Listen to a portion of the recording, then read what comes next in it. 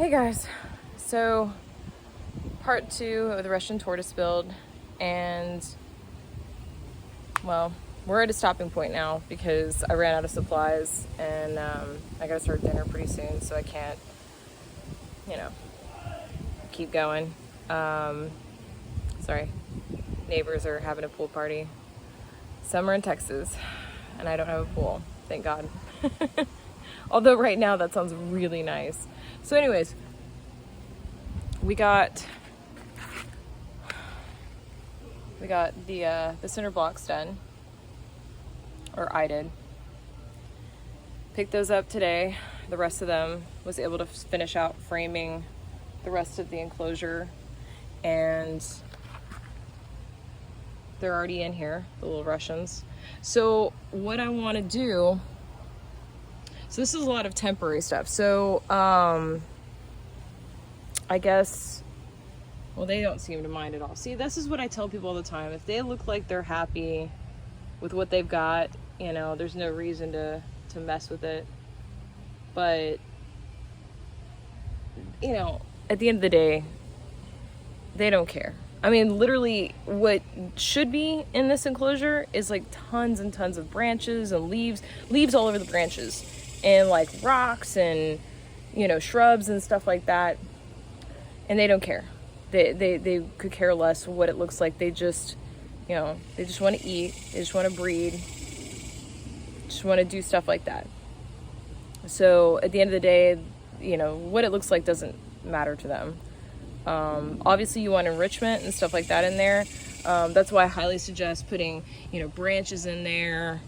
I have big giant ones, and they'll actually climb over these, impressive enough. I have smaller ones in here just for them to kind of move around. Like sometimes they'll get underneath these and just kind of like move them around. So you'll find them all over the enclosure. Now I don't like, this is all I had right now was this size water dish. As you can tell, she is not going to be able to sit in that, and it's really not as deep as I'd like it to be. But unfortunately, the gardening center that I usually get, like the deep ceramic saucers that I use for them to soak in, they're closed already. I mean, it's Sunday, so most of those places are closed early. But a feeding dish, just so that they're not eating a bunch of soil and rocks and stuff like that. It's easier to clean up too for rodents. I like the food dishes just because, it's easier to clean. Like you just pick it up when they're done, rinse it out, and you're good to go, and then less rodents. But I personally, like, I have raccoons, or I've had raccoons. I have bobcats, coyotes, red-tailed hawks. I mean, here in the Dallas area, like, we've got everything but mountain lions pretty much, and bears.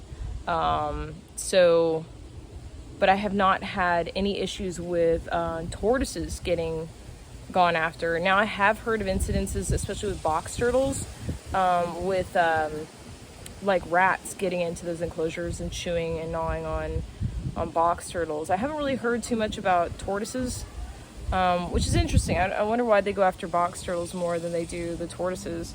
But so far I've had no incidences. But if you're worried at all about like anything getting to your, animals, I highly suggest like fencing this whole top off. Like you can grid it out, do a framing system where one half like lifts up and then the other half lifts up a different way.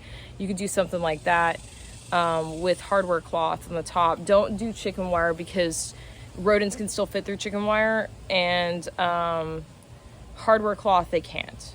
And it's just, it's not fun. Use wire cutters and gloves when you do that, otherwise it's gonna hurt. Trust me, it hurts. You have to wear gloves unless you're like one of those guys that just feels the need to, like, callus up your hands and bleed a little, or a lot, depending on how bad it gets. But so I have I got a couple of dwarf Rose of Sharon plants. I like Rose of Sharon. They're in the hibiscus family. This one's called Little Kim.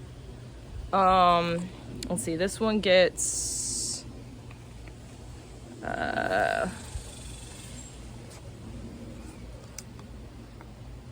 Okay, hardiness 5 to 9, zones 5 to 9,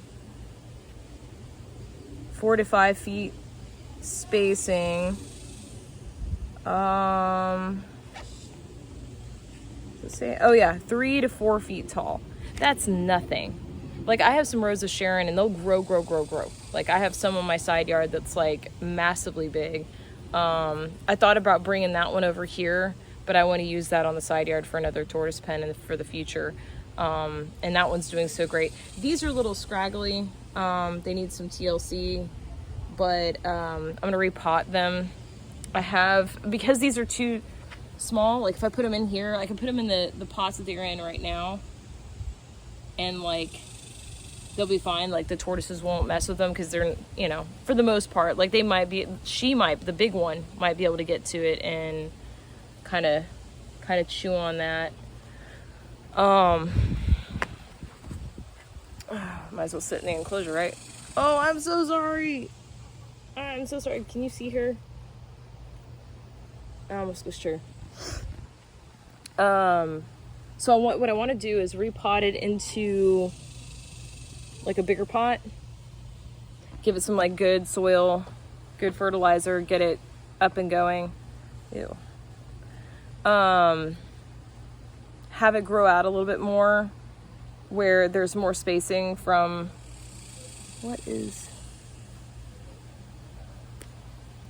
So what happens when you work outside, you get stuff all over you, especially when you're sticky and sweaty and gross, just things, probably flies all up in it.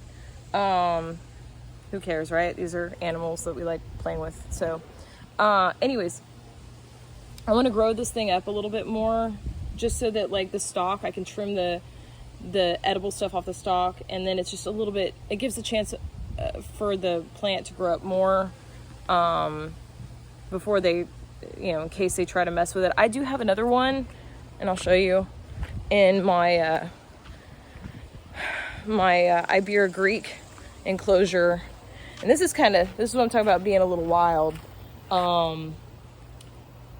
This one right here is, I mean, it's just going all over the place. What I want to do today is try and stake it up more because it's kind of leaning over and falling.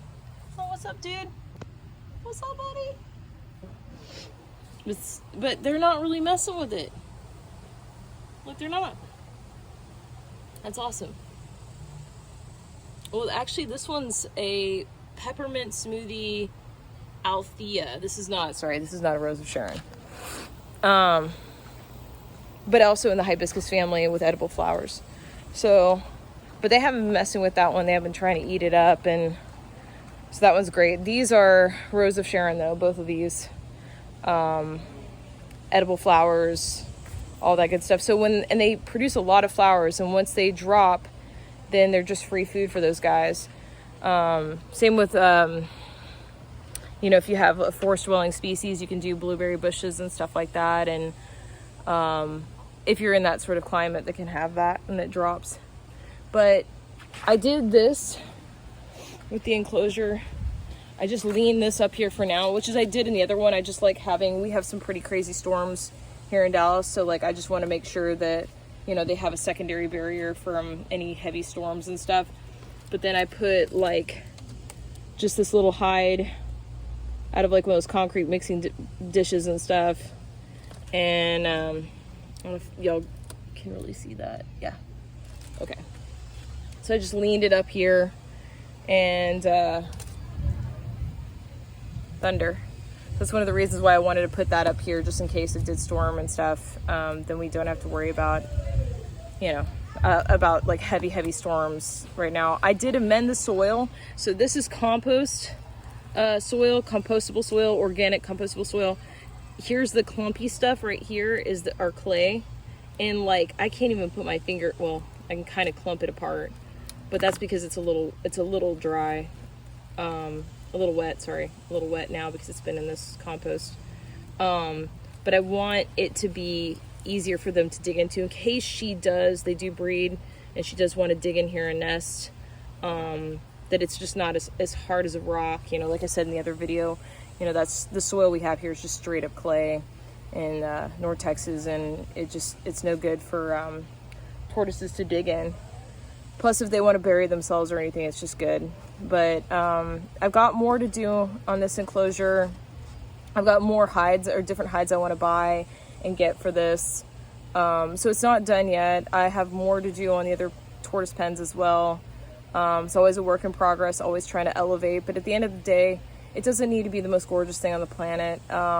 It really only matters to, like, as long as the tortoises are happy, they're laying, they're breeding, you know, they're not getting sick, stuff like that. That's the stuff that we really have to worry about, not so much. If you want it to look nice, there's nothing wrong with it looking bad or anything. As long as you're, you know, having fun with it, they're being healthy. They're not difficult to keep. They really aren't, unless you're in a climate where it's just not great for them. But yeah. Oh, and if y'all are wondering, these mud clots, it's from my kid. Threw him at the fence. Probably should wash him off. Probably should make him wash it off, right? He should probably be grounded, right? Right, Ron? He's over there staring at me while I'm doing this video. Anyways, so there will be a part 3. And yeah. If you guys have any questions, comment down below. Shoot me a message on Instagram. I do post updates and stuff on Instagram for things that I'm doing, stuff that alludes to the next video. If you have any questions or want me to do a video specifically on something, let me know as well. I have no problem. Like, I'll try my best to accomplish that for you. But yeah, in the meantime, we'll see you guys later. What's up, buddy? It's my new male. Isn't he purty? I'm sorry, handsome. What's up? He's sniffing these girls. He just met them, or is just now meeting them. He's like, what's up, lady? What's up? All right. Bye, guys. Have a great one.